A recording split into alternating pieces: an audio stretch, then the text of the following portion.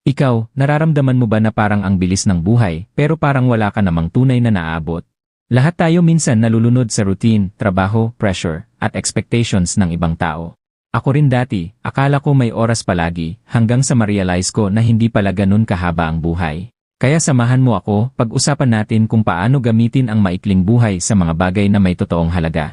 Dahil sa huli, ikaw ang magdedesisyon kung sayang ba ang araw mo o sulit. Part 1. Tigilan mo ang pag-aaksaya ng oras sa mga bagay na hindi nagdadala sa iyo sa gusto mong buhay. Maikli lang ang buhay. Ibig sabihin, limitado ang energy, oras, at focus mo. Kaya unang aksyon, gumawa ka ng life audit ngayong linggo. Kumuha ka ng papel, hatiin mo sa 4 at isulat ito. Health, career income, relationships, personal growth. Sa bawat area, sagutin mo ito. Nasaan ako ngayon? Saan ko gustong makarating in 3 years? Ano ang ginagawa ko araw-araw na nagpapalayo sa akin doon? Hindi ito motivational exercise, ito ay brutal honesty exercise. Dahil kung hindi mo alam ang direksyon mo, kahit gaano ka kasipag, paikot-ikot ka lang. Part 2. Gamitin mo ang oras mo bilang puhunan, hindi pampatay ng oras. Araw-araw may 24 hours ka. Kung 8 hours sa work, 7 hours tulog, may 9 hours ka pa. Ang tanong, saan napupunta yon? Ngayon, mag-apply ka ng 3-block system. 1 hour sa katawan, exercise, walking, home workout, kahit basic lang pero consistent. 1 hour sa skill na magpapataas ng value mo. 30 minutes sa relasyon, intentional call, quality talk, hindi scrolling habang nag-uusap. 30 minutes para sa skill building, huwag random YouTube lang. Dapat structured learning.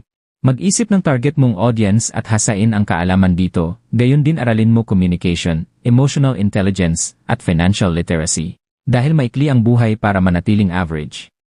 Part 3. Putulin mo ang mga bagay na tahimik na pumapatay sa'yo.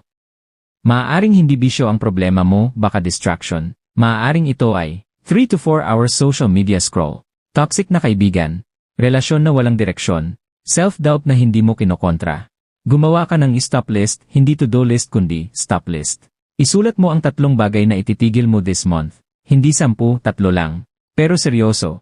Halimbawa, no phone 1 hour after waking up. No chatting sa taong walang malinaw na intensyon. No junk food weekdays. Simple. Oo. Madali? Hindi. Pero makabuluhan. Sobra. Part 4. Mag-invest ka sa katawan at isip mo habang maaga pa.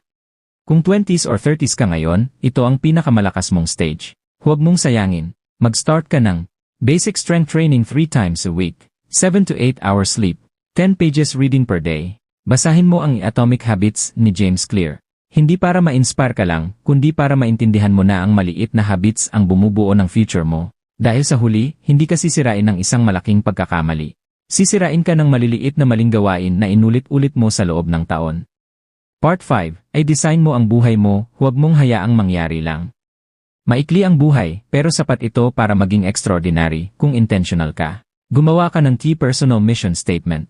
Isang malinaw na sagot sa tanong na, anong tao ang gusto kong maging? Halimbawa, ako ay disiplinadong tao na nagbibigay halaga sa pamilya, patuloy na lumalago, at may kontrol sa emosyon at pera. Ilagay mo sa phone wallpaper mo, basahin mo araw-araw. Dahil ang identity mo ang magdidikta ng aksyon mo. Final reality check. Isipin mo 5 years from now, kung hindi ka magbabago simula ngayon, proud ka ba sa magiging resulta? Maikli lang ang buhay, pero sapat ito para yumaman sa value, lumalim sa karakter, magtagumpay sa layunin. Ang tanong ngayon, kung alam mong limitado ang oras mo, anong isang desisyon ang gagawin mo ngayong linggo na magbabago ng direksyon ng buhay mo? Panoorin mo itong sunod na video kung ikaw ay nasa 20s dahil makakatulong ito sa iyo ng malaki para hindi magsisi sa huli.